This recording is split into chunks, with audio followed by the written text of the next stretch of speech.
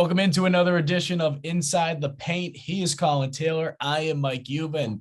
Collyn's nice and comfy. He's wearing his sweatshirt. I'm wearing my suit because we're taping this on Monday night. And of course, it was a very busy Monday night with all the news about Spencer Rattler transferring to the University of South Carolina. So if you haven't seen any of those videos or stories yet, be sure to head on over and check out our website over at GamecockCentral.com for the latest on that and what has been just a wild couple days in the world of USC football as they continue to get ready for National Signing Day tomorrow.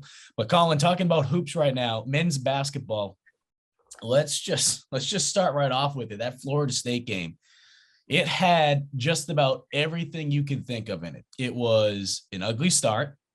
Then you saw South Carolina show a lot of effort. They were able to find a way to make Florida State, who seemed like they were making every shot to start the game. They were able to throw them off a little bit by playing some good defense. They were able to find some rhythm going into that second half. And then more importantly, they were able just to find a way to get it done and get the win. Yeah, and this wasn't one of those games where South Carolina comes out and kind of like that Virginia game from a couple of years ago and makes everything in the first half and does just enough to hold on and win this game late. They were down 16 in the first half and didn't play well. They did not get great shooting nights from Eric Stevenson. They only shot 50% from the line and got there 20 times. They battled foul trouble in the first half. You know, you throw all of that out there, and they only got 14 offensive rebounds.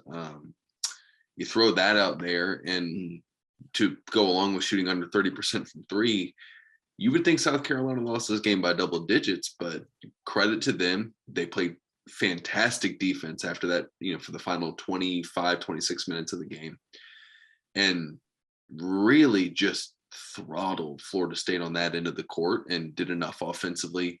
James Reese gave you a big boost. Devin Carter gave you a big boost. And you get a really big marquee win over a name brand in college basketball. Your second really good win of the year behind UAB. This is a good win for South Carolina and gives them this young, for South Carolina's perspective, old but young South Carolina team some proof of concept that they needed to go into this final stretch before non-con and then obviously 18 conference games. You mentioned Devin Carter, and we had the opportunity to see him at the South Carolina Pro-Am. And that's one of the beauties of it. I mean, if you have never been in the South Carolina Pro-Am, the job that the captain, Kerry Rich, the former USC basketball star, puts on every summer. Well, of course, last year was canceled because of COVID, but what he's been able to do the last 6 or 7 years, it has just been absolutely remarkable. And what we saw from that young man, and Collyn, I know you and I talked about it, just very, very athletic. And we've seen that. And of course, he was named the SEC Freshman of the Week. When you see the type of spark that he's not only giving South Carolina, but more importantly, just how he's been able to pick up playing Frank Martin style basketball, because that just has been something when you look at the last couple of years. I don't care if you're a freshman. I mean, some of these transfers that come in, they could be upperclassmen, juniors, seniors. Some of these guys just don't pick it up right away. Why do you think Carter has been able to do that so far? It's his mentality, man. He wants to compete. He wants to get better. He's not shying away from the moment. There are some freshmen, some seniors who, when they get the ball late in games, they struggle to handle that pressure, that moment. Devin's a kid that's been prepared for that. His father was an NBA player. He played for a really tough high school coach, then goes to prep school and plays for one of the best prep schools in the country. Then comes to Carolina, and all of a sudden, he's being talked about in the preseason as a potential all-freshman guy, one of the better slashers in recent memory to get to the rim, and he hasn't done anything to really dissuade or go away from what they've talked about. And he has the makings of a really special player from a talent standpoint, from a mentality standpoint that you haven't seen in South Carolina. I'm not going to compare him to Sindarius Thornwell, but they have very similar mentalities and similar games from that standpoint. And they play great defense, and his competitive spirit, Frank Martin talks about it, is what's going to get him. Devin Carter could have a bad game and still finish with 10 points, 6 rebounds, and, shoot 4 of 10, 5 of 10 from the field, just because of his mentality and his ability to get at the rim. and just make things happen. And you're seeing that so far this year, especially against Florida State. And one of the reasons why Carter was able to go out there and perform the way he did is because Jermaine Couisnard was not in the lineup last night, or I should say on Sunday night, because like I said, we're taping the show on Monday. It's just been a long Monday, and I apologize that I keep looking down. Phone just continues to go off, so we just want to make sure we don't miss any other breaking news for you guys over at Gamecock Central. But with Couisnard out of the lineup, I mean, look, he started every game until that Georgetown game. What do you see his future being with how Frank's going to use him with the lineup moving forward? Now, if he's 100%, do you expect him automatically just to throw him in that starting lineup role? How do you kind of see his role kind of going about this season, and just how the season kind of plays out? Because I look at it, Collyn, we know he can score. We know he can score. He also at times has turned the ball over quite a few times, but at the same time too, we know what he brings from just, from an intangible standpoint. Yeah. That's why Frank gets paid millions of dollars to coach basketball, and I don't. That's a really, really tough decision that he has to make. You're getting good minutes from Jacoby Wright at the point guard spot, and Jermaine obviously has put up some good offensive numbers, but has turned the ball over far too much. And the point guard position before Wright stepped into it has been kind of in flux. So Jacoby Wright's not played well. He's played well, but did not play well against Florida State. But my guess is we're sitting here at 11:42 on a Monday night, that you're probably going to see Jermaine Couisnard, if healthy, back in the starting lineup and give Jacoby Wright a chance to see the game, get into the flow of the game when he gets inserted. And if it is Jacoby Wright, who stays in that starting role, he's played really well when he's been the starter, it's not a bad option to have Jermaine Couisnard, a former All-SEC freshman player, coming off the bench. Not to mention a guy like Keyshawn Bryant, who you can plug in really anytime you want to, as well. So they have some options, and I think this team is really deep. And they have different ways to attack you for different styles of play. Now, talking about this game tonight against Allen. Allen is a Division II school. They are also 0-8 on the year. There should be no reason why South Carolina has any issues with them whatsoever. With that being said tonight, matchups like this, we know that Frank has always been a huge fan of being able to help some of these smaller schools. It's a tremendous opportunity for them to be able to come in and play at Colonial Life Arena. Tremendous opportunity, tremendous experience for them.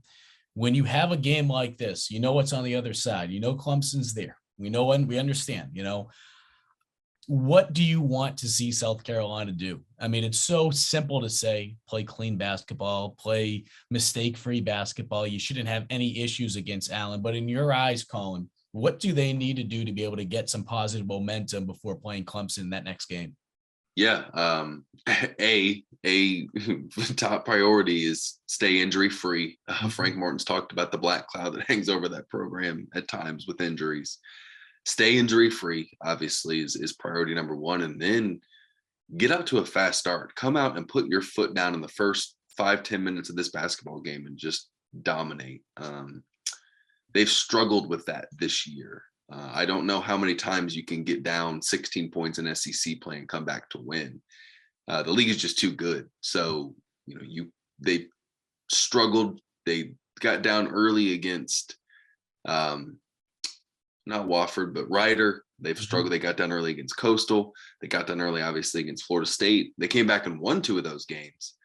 But you can't rely on those slow starts and overcoming those game in and game out. So see what it looks like to get off to a fast start, and then just kind of keep your foot on the pedal, keep pushing, and see if you can't iron some things out against Allen that you need to get ironed out from an offensive standpoint, from just kind of getting maybe some more guys involved in the offense and get down your bench a little bit to get those guys playing time, because this is a good chance to do so before you head up the road and you play that game on Saturday night.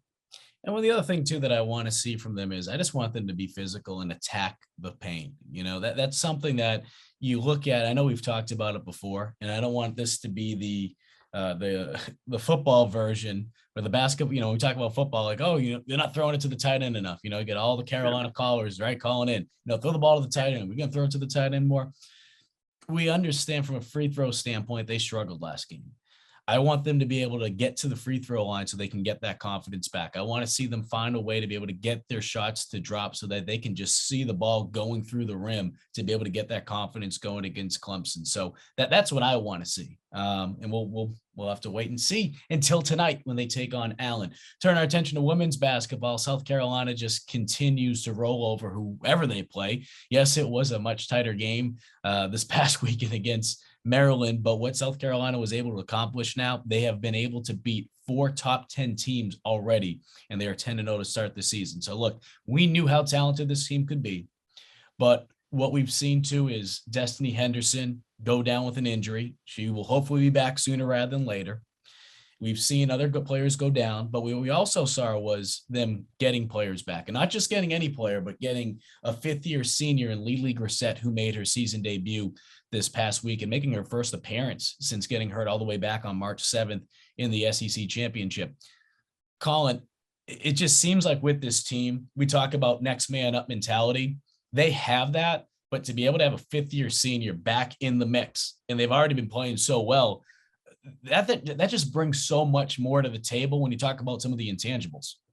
Yeah, I mean, anytime you can have someone who's been in the program for years, understand what Dawn Staley wants from them, understands the system, understands everything about that, and has also been there, done that, and seen good teams. I mean, this is someone that's played in NCAA tournaments, that's been parts of like great teams, truly great teams like last year. It's invaluable to have that on the roster, and it's great when you can add her in there. And then also your next man up is, oh, we'll just sub in this, Canadian national team player to play point guard, or the next McDonald's All-American.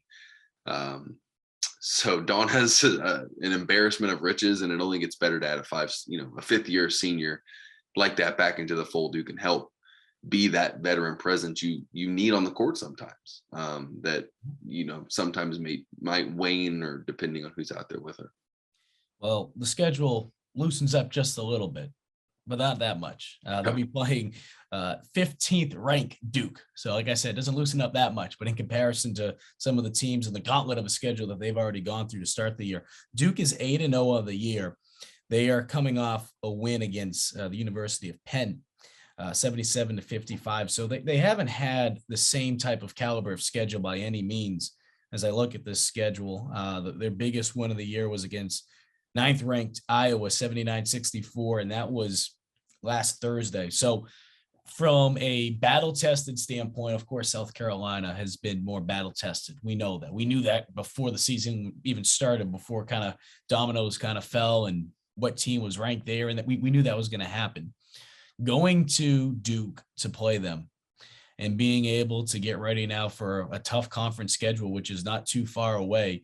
I think some of the things that you mentioned about the men's team, it's the same things that you want to see. You want to make sure that you stay healthy. I mean, the injury bug has got South Carolina early in this year. Fortunately, you've had some players be able to step up, and they've been able to deliver when their number has been called.